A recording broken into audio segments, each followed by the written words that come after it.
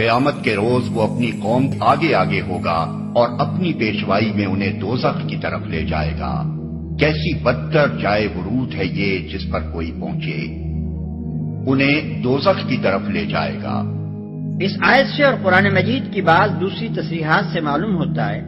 کہ جو لوگ دنیا میں کسی قوم یا جماعت کے رہنما ہوتے ہیں وہی قیامت کے روز بھی اس کے رہنما ہوں گے۔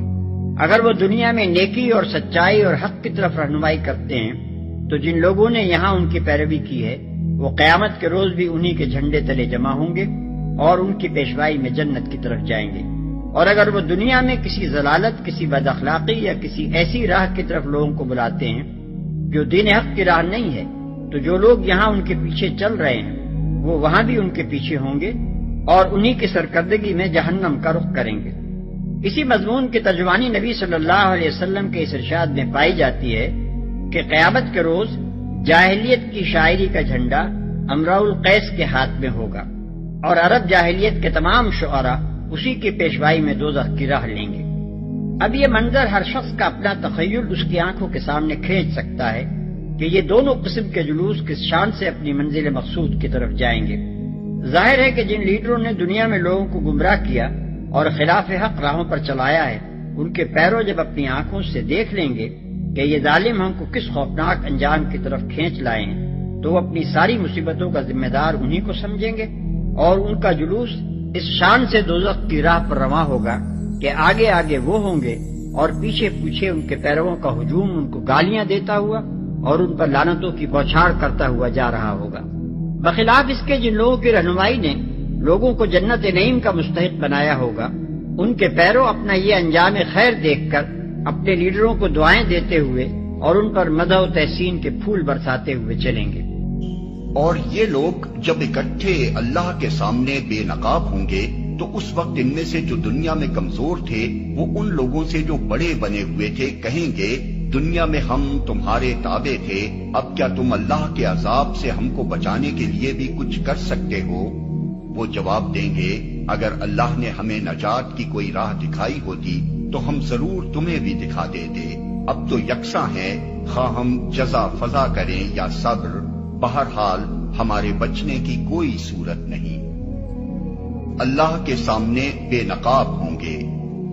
برزو کے معنی محض نکل کر سامنے آنے اور پیش ہونے ہی کے نہیں ہیں بلکہ اس میں ظاہر ہونے اور کھل جانے کا مفہوم بھی شامل ہے، اسی لیے ہم نے اس کا ترجمہ بے نقاب ہو کر سامنے آ جانا کیا ہے۔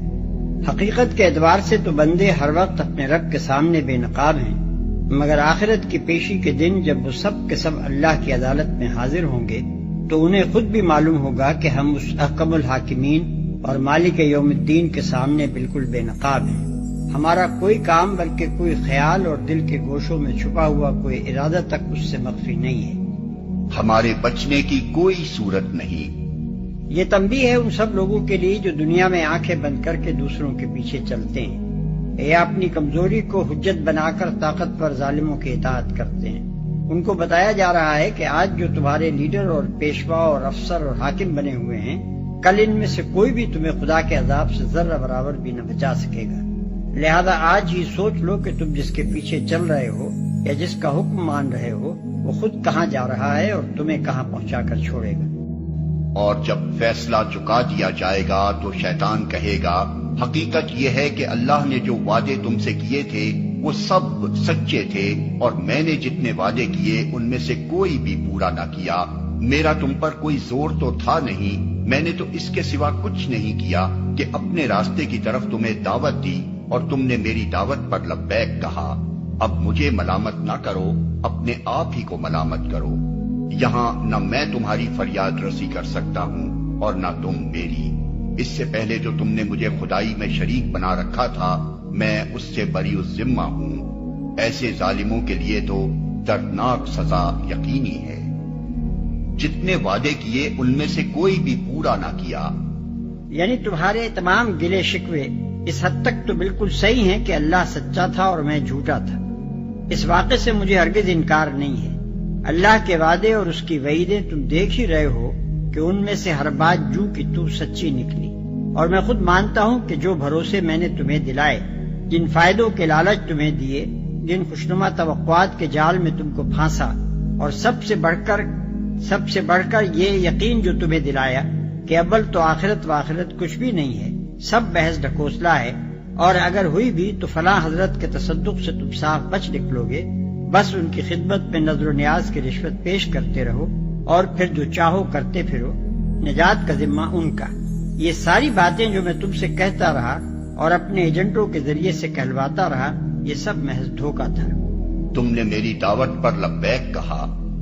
یعنی اگر آپ حضرات ایسا کوئی ثبوت رکھتے ہوں کہ آپ خود راہ راست پر چلنا چاہتے تھے اور میں نے زبردستی آپ کا ہاتھ پکڑ کر آپ کو غلط راستے پر کھینچ لیا، تو ضرور اسے پیش فرمائیے، جو چور کی سزا سو میری۔ لیکن آپ خود مانیں گے کہ واقعہ یہ نہیں ہے۔ میں نے اس سے زیادہ کچھ نہیں کیا کہ دعوت حق کے مقابلے میں اپنی دعوت باطل آپ کے سامنے پیش کی، سچائی کے مقابلے میں جھوٹ کی طرف آپ کو بلایا، نیکی کے مقابلے میں بدی کی طرف آپ کو پکارا۔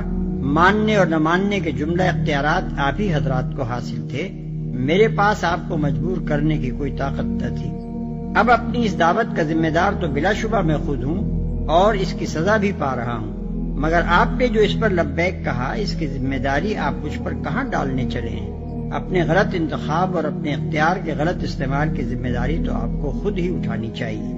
تم نے مجھے خدائی میں شریک بنا رکھا تھا۔ یا پھر شرک اعتقادی کے مقابلے میں شرک کی ایک مستقل نوع یعنی شرک عملی کے وجود کا ایک ثبوت ملتا ہے۔ ظاہر بات ہے کہ شیطان کو اعتقادی حیثیت سے تو کوئی بھی نہ خدائی میں شریک ٹھہراتا ہے اور نہ اس کی پرستش کرتا ہے، سب اس پر لعنت ہی بھیجتے ہیں۔ البتہ اس کی اطاعت اور غلامی اور اس کے طریقے کی اندھی یا آنکھوں دیکھے پیروی ضرور کی جا رہی ہے، اور اسی کو یہاں شرک کے لفظ سے تعبیر کیا گیا ہے۔ ممکن ہے کوئی صاحب جواب میں فرمائیں کہ یہ تو شیطان کا قول ہے جسے اللہ تعالیٰ نے نقل فرمایا ہے، لیکن ہم عرض کریں گے کہ اول تو اس کے قول کی اللہ تعالیٰ خود تردید فرما دیتا اگر وہ غلط ہوتا۔ دوسرے، شرک عملی کا صرف یہی ایک ثبوت قرآن میں نہیں ہے، بلکہ اس کے متعدد ثبوت پچھلی صورتوں میں گزر چکے ہیں اور آگے آ رہے ہیں۔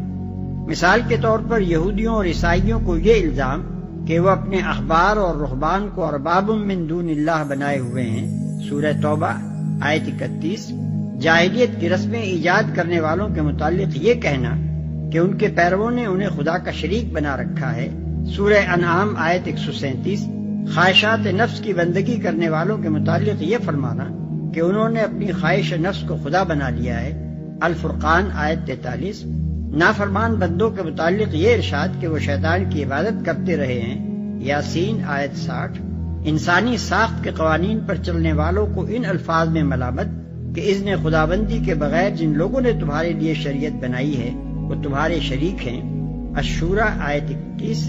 یہ سب کیا اسی شرک عملی کی نظیریں نہیں ہیں جس کا یہاں ذکر ہو رہا ہے؟ ان نظیروں سے صاف معلوم ہوتا ہے کہ شرک کی صرف یہی ایک صورت نہیں ہے کہ کوئی شخص عقیدتاً کسی غیر اللہ کو خدائی میں شریک ٹھہرائے۔ اس کی ایک دوسری صورت یہ بھی ہے کہ وہ خدائی سند کے بغیر یا احکام خدابندی کے علی الرغم اس کی پیروی اور اطاعت کرتا چلا جائے۔ ایسا پیرو اور مطیع اگر اپنے پیشوا اور مطاع پر لعنت بھیجتے ہوئے بھی عملاً یہ روش اختیار کر رہا ہو تو قرآن کی روح سے وہ اس کو خدائی میں شریک بنائے ہوئے ہے، چاہے شرعاً اس کا حکم بالکل وہی نہ ہو جو اعتقادی مشرکین کا ہے۔